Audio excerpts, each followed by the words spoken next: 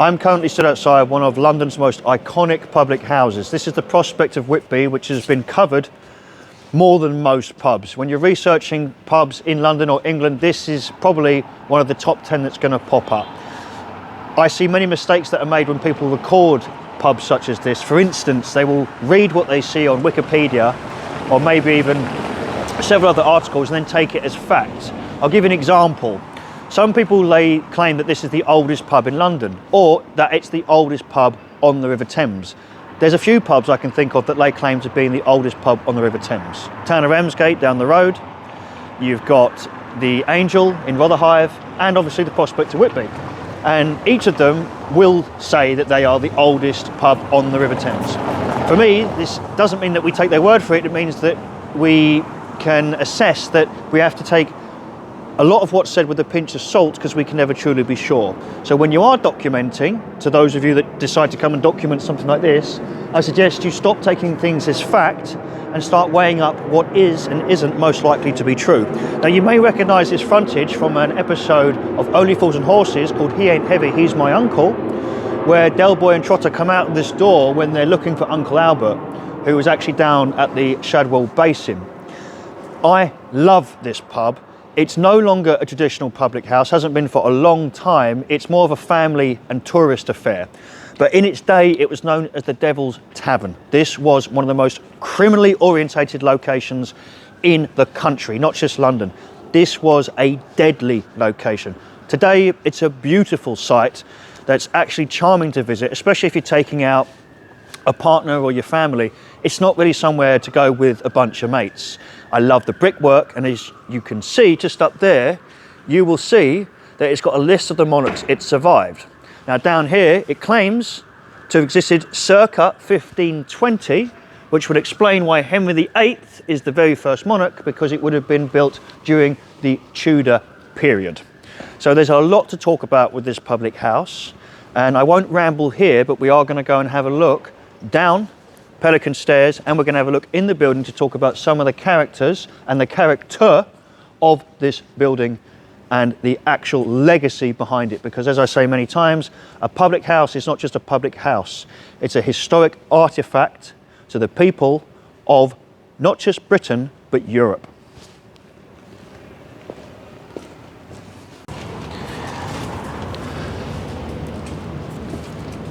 Now, round the back, well, depends on whether you think that's the front or that's the back of the Prospect of Whitby, is a famous noose that hangs overlooking the River Thames. Now, a lot of people think this noose is in relation to the execution of a famous pirate called Captain Kidd. It's not.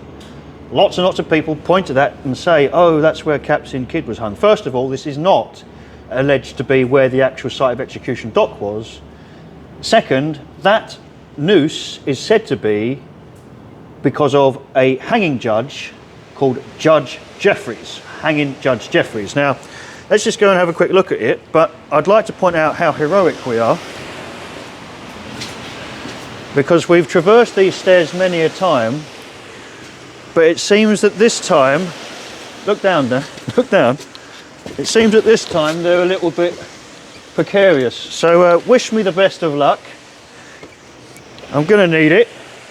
You feeling, are your ballet skills on point, Dan? I want you particularly balanced in this moment in time.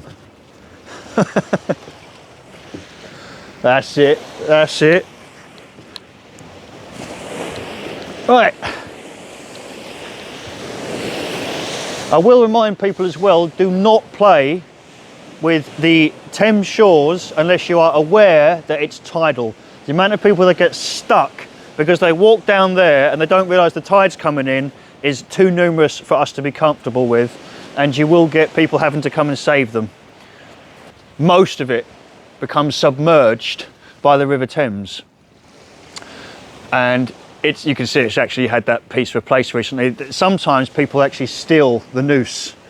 What they do with it, I don't know, because it's a new piece of rope. It's not like it's a historic piece of rope, but they do, they steal it. For a while, this balcony was actually shut off, this one here, which gives you the ability to sit in front of the noose and look out upon the Thames from this angle, which many of our ancestors would have done, be they good guys or bad guys. But the main point I wanted to highlight about this noose is be careful what you believe, because this is the noose of hanging Judge Jeffreys, not Captain Kidd, and we will discuss both those characters from the inside of the pub. So if you look around now, you can see all these people waiting for the pub to open.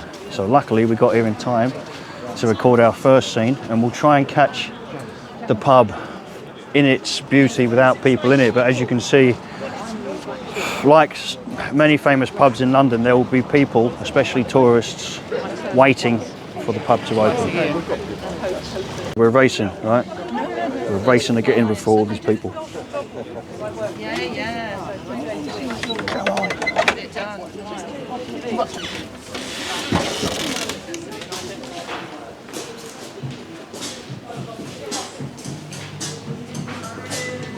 You can see the floor is actually the only original piece of the building that dates back to the 1500s, which is supposed to have been laid during Henry VIII's reign. If you just walk around here for me, please, Dan, you'll see this absolutely beautiful fireplace that I've always been in love with. And it looks like the balcony is still off limits. So despite this being a brief view into the pub, why don't we get ourselves a drink, and I think we'll talk more about it. This is the portrait, or a portrait, of Captain Kidd with his infamous buried treasure. This is where the story of pirates and buried treasure comes from, and we can use his story to explain not just the treasure story, but what would happen to pirates when they were caught, especially what would happen to them in Wapping. Now, pirates have existed for millennia. Even Caesar was held hostage. He was captured by Sicilian pirates in ancient times. We refer to more recent pirates as the pirates that we recognise when they were in what we call the golden age of piracy, and this mainly started after the 1650s. Don't get it wrong, there were still merchants who wanted to protect their goods before the 1650s, but that's when it really came into its height. This is due to the fact that Britain, Holland, Spain and France had really grown their commerce to the point where they were major shipping countries. They were countries that were dealing in the Caribbean, the Indies, and now they dominated the waves, which means there was plenty of goods to steal. So as they were fighting and battling it out to see who would rule the waves, more and more pirates began to come into existence because there was more and more things for them to steal. So William Kidd, or Captain Kidd, began his life, like many pirates, as a privateer, which meant he was given a bit of paper which said he was supposed to go out and steal anything he found from any pirate, and because we was at war with France, he could also steal anything from any French ship, be it military or merchant. Right? So the problem was, with this contract, you and your crew had about 18 months to 2 years to get your goods. This was the equivalent now of being given the opportunity to earn many millions. Sailors in the Navy didn't make a good wage. You was being given the opportunity to make a ridiculous amount of money by way of thievery. So you was not given a wage. You was living on the hope and prayer that you would come across something to steal. Now, it goes without saying then that because there were such low opportunities in the places that these pirates came from, whether they was from Bristol or London, that when that 18 months to 2 years was up, they wasn't going to be in a hurry to come home, especially if they hadn't found anything to steal. Now, William's ship hadn't found anything, 18 months. It hadn't found anything worth coming home to sing about. So the ship and its crew didn't feel like coming home. And this was the story for many privateers turned pirates. There was absolutely nothing here for them to earn a pound note. There was nothing lucrative about being at home. In fact, it was bloody hard work. You was much better off in the sea and sun with plenty of rum and plenty of golden opportunities. And that is what the crew wanted. Now, Kidd had to stop a few mutinies because the crew were becoming so restless that they weren't finding anything to steal that they nearly mutineered just to be able to go and rob ships they weren't allowed to rob, i.e. Dutch ships and so on, because we're not allowed to rob anyone we're not at war with. So at one point, he actually had to kill one of the crew members, allegedly with a bucket, just to stop mutiny. Now, this will come up later. Anyway, by this time, after roughly 2 years, Kidd's crew are pretty annoyed. So they rob a ship. And much to Kidd's delight, allegedly, so he claimed, the ship's captain showed him French papers. And it was packed with treasure, lots of goodies. And he had the legal right to take it, which he did. The only problem was, this ship was not owned by a Frenchman. It was owned by an Indian merchant. And the Indian moguls were very, very irritated, and they wanted Kidd's blood. And as a result, he was going to be stitched up quite badly. We say stitched up, he really did steal the boat, so it depends on how you look at it, really. He got wind that the British government were after him. So he heads to America. His crew disperse. He is arrested in America because, basically, the moguls wanting his blood isn't just a case of wanting his blood. This could ruin trade for Britain and even Holland. It could affect everyone because we could wind up at war. So this one man, in trying to stop pirates, had made the situation much, much worse. So he was arrested and brought back here to England, where he was put in Newgate, right? Now, when he was tried for piracy, they also threw in the murder charge because of the mutiny. Now, usually the Admiralty would forgive you for such an event because they knew you had to stop mutinies. Usually you'd be given a pat on the back and told you did a good job. But this time, he had to go, and he knew that. He could smell it in the air. So when he was condemned, he was, and bear in mind I'm consolidating all this, he was sitting in his cell and he wrote to the British government, I know where there's a load of treasure because I buried it. And that's why on this chest here it says W.K. William Kidd.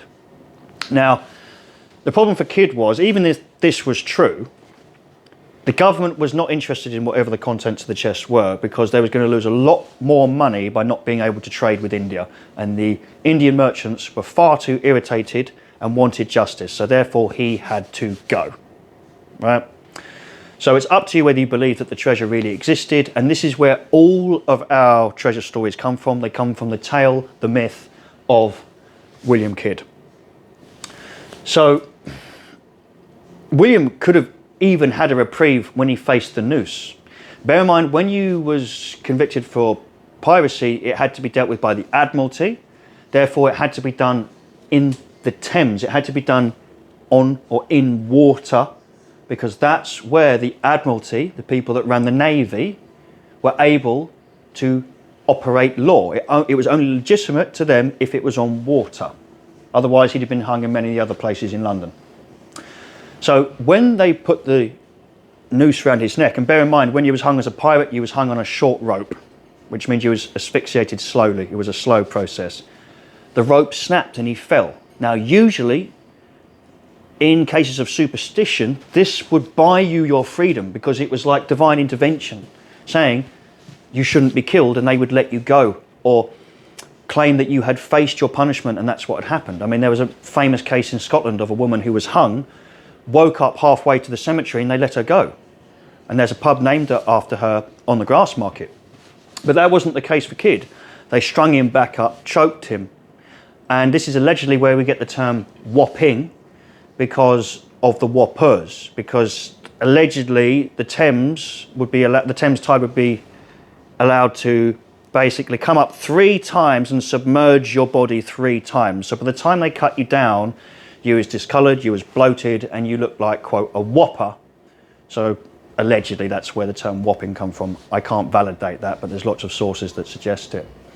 He was then hung out to dry as an example to many, many pirates, what would be their fate if they were caught.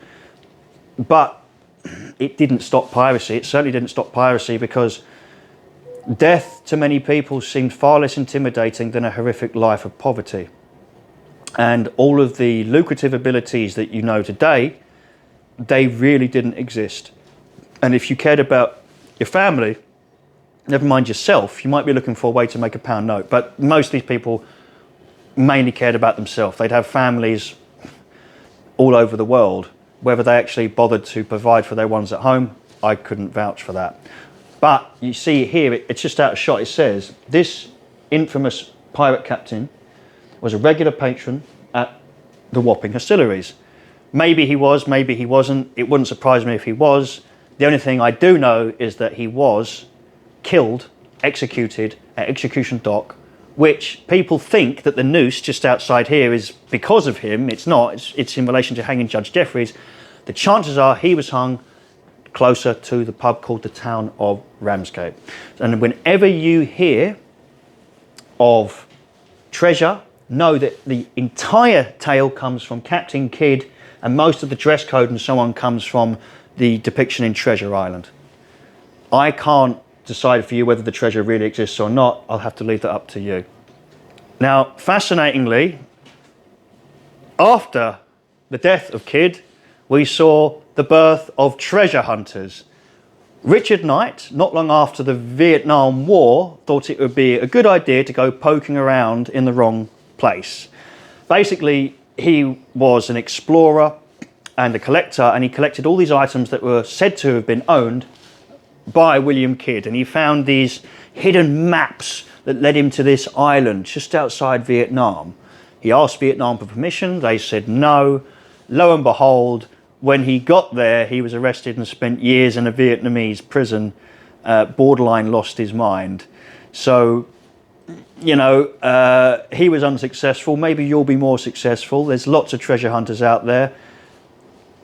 Sometimes it must feel like ghost hunting, I'm sure, but I can't vouch whether the treasure's there because I've not looked all over the world, so I'll leave that to your imagination. How about that?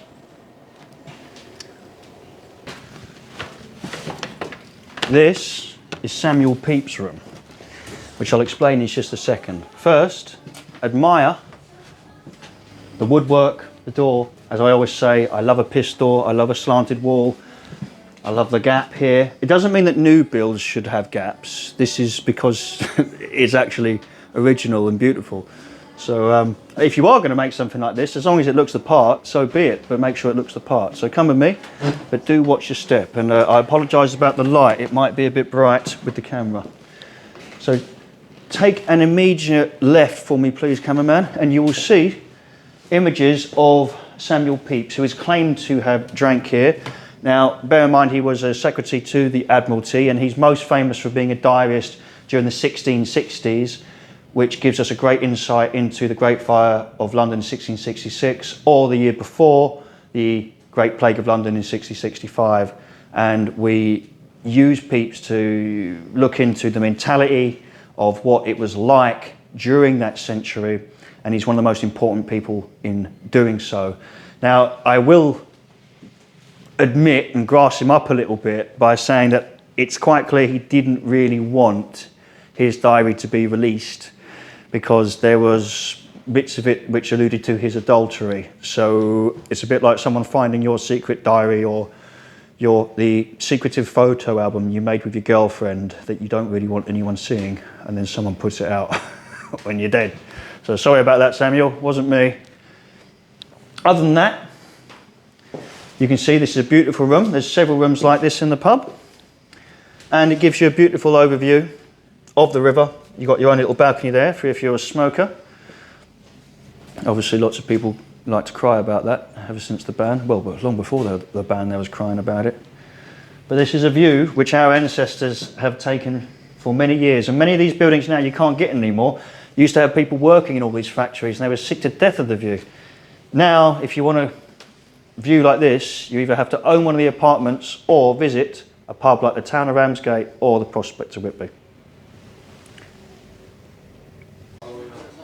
Now, this amazing artefact here, if it's real, was a wig worn by none other than hanging Judge Jeffreys. And this is the man that the noose on the Thames foreshore has been placed there for, not because of Captain Kidd. Now, who was hanging Judge Jeffreys, and why has he been depicted as so evil? Anything you watch or research, most things you watch or research, will depict him as this evil judge. He was the hanging judge. He loved to kill people. Let me put this into context for you. Not long after the English Civil War, the Protestant monarchs were completely ran by Parliament. Now, when Charles II was restored to the throne, though he was the merry monarch who had lots of illegitimate kids, he didn't have a legitimate child. His brother had become Catholic, right? So when Charles II died, his brother was put on the throne. Now, this was worse for the parliamentarians than when Charles I was on the throne and they'd cut his head off, because Catholic Europe was heavily against Protestancy, and their main fear was that the new king would allow a French or Portuguese or Spanish army into England to make sure that he maintained and gained his true power, the divine right to rule, his autocratic right to be the top man, get rid of Parliament. Just like in France or in Spain, they didn't have the same system that we had. So Parliament was terrified that James II would seek outside help and get rid of them and smash all the hard work they'd done, cutting off the king's head and making Parliament the new monarchy of Britain. Judge Jeffreys was a hanging judge, or a judge that worked under the reign of James II. So during James's short reign, this man helped to get rid of his enemies. So basically history is written by the victors. That's what we're dealing with here. We don't know how evil hanging Judge Jeffreys was. There's a lot of accounts that depict him as evil, talking about nailing people to doors, all sorts of things, but we don't know what's true. What we do know is he was getting rid of the enemies of James II. So therefore we have to take everything we see with a pinch of salt. Who really was the good or bad guy? So the demise of Judge Jeffreys came with the demise of James II, because he was all powerful while James was in command. After an event called the Glorious Revolution, a very suspicious event where William of Orange, William III, was called by British parliamentarians and members of the Protestant clergy over to sneak into England and take the throne, so that James II was forced to flee. Now anyone within James' court who had supported him was a wanted man. Therefore, Judge Jeffreys went from being one of the most powerful men in Britain and Europe to being on the run. Funnily enough, he was actually caught at the town of Ramsgate, just down the road, just before he was about to board a ship to leave the country. He stopped in for one last drink. Now bear in mind, it's alleged he used to watch the executions at Execution Dock from over the river at Rotherhithe in the Angel, that he'd drink in here in the Prospect, and he drank in the town of Ramsgate. But the story goes that someone he had actually sentenced to a flogging recognised him. They run out and got some guards, had him arrested, and as a result he was put in the tower, where the story goes he was provided so much drink that he drunk himself to death and went crazy. Once again, is that true? We don't know. But we do know that in history he has been depicted as the bad guy. And I hope that by now people have learned that when that happens, we should always be doubtful as opposed to just taking people's word for it. Look at this beautiful room. The antiques, the wooden walls. This is very true to this. I love the tables. I love the carpet, real pub carpet. I love the fireplace. I love the wonkiness. I love the curtains. I love the view. I absolutely adore it.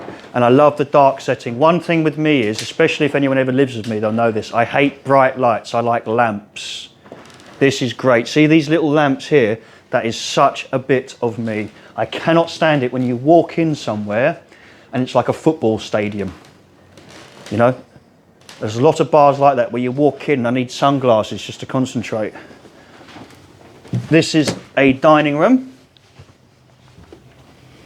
where you can also make reservations. And instead of me rambling on about more and more history, I'm just going to point out how charming it is to have this today. But this is why I pointed out it's not what we call a boozer or a traditional pub. It's become a family venue or a tourist venue. It doesn't mean it's not fantastic. And times like this, when it's not mobbed with dogs and prams and tourists, that's when Dan and I and anyone that loves places like this can really connect with it and, you know, remind ourselves of its true worth. Because if you're here when it's packed, you just want to leave, really, because you can't enjoy this. It's just too much. And I feel that people don't appreciate it for what it is. And for me and Dan, sometimes when you're in something as brilliant as this and people don't appreciate it, you just want to leave because you struggle to watch that taking place. So nowadays, it's a beautiful place. It's lovely. Wapping is quite a gentrified area. But if you'd been here centuries ago, it was incredibly dangerous. So dangerous was it that dockers or pirates would hold bare-knuckle fist fighting upstairs, cockfighting. In fact, the fact that they banned cockfighting is one of the reasons that we don't come back. We can't beat a bit of cockfighting. So I hope that when we cover these pubs, you look at things a little bit differently than when other people do. A lot of people cover pubs like this, and most of the time we're covering pubs you might not have heard of, or pubs that are long gone. And every now and then we'll cover a famous pub, which some people see as low-hanging fruit. But in our eyes, they're not appreciated properly, and our project is our project. So I hope that when we make these episodes, it'll help you look at these properties and subjects a little bit differently than you would have otherwise. Thank you very much for joining us, and we'll see you soon. You take care. Goodbye.